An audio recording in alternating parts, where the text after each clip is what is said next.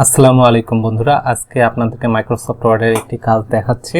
আর কাজটি হচ্ছে, আমরা টেবিলে অনেক সময় লেখার সময় এইভাবে লিখছি, কিন্তু দেখা যাচ্ছে আমাদের টেবিলে অনেক কলাম রয়েছে।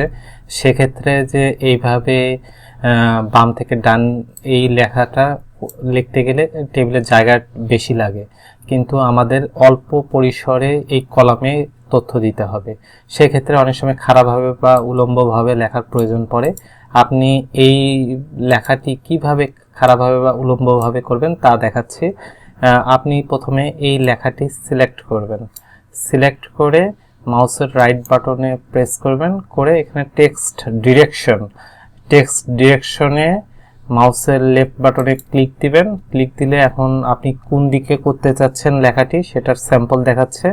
আপনি যদি বাম দিকে এটা সিলেক্ট করেন তাহলে লেখাটা এইরকম হবে, প্রিভিউ দেখাচ্ছে। আর এটা যদি সিলেক্ট করেন তাহলে লেখাটা এরকম হবে। তা আমি এটাকে সিলেক্ট করলাম, করে ওকে, দেখুন এটা চলে এসেছে। এখন এটা আপনি অ্যালাইনমেন্ট ঠিক করতে পারেন, যেমন এটা অ্যালাইনমেন্ট আছে লেফট অ্যালাইনমেন্ট, আমি মিডল অ্যালাইনমেন্ট সেন্টার দিলাম, দেখুন হয়ে গেল সহজে। এভাবে আপনি আপনার সহজেই এই কলাম পরিসরটি ছোট করে আপনার তথ্যগুলা তৈরি করে অনেক বেশি কলাম টেবিলে অ্যাড করতে পারবেন। এখন টেবিল ছাড়াও আপনি এটা কিভাবে লিখতে পারবেন আমি সেটা দেখাচ্ছি। এজন্য আপনাকে ইনসার্টে ক্লিক করতে হবে। ইনসার্টে ক্লিক করে টেক্সট বক্সে ক্লিক, এখানে ড্র টেক্সট বক্স ক্লিক, আপনার পছন্দ মতো টেক্সট বক্স হয়ে গেল। এখন আপনি আপনার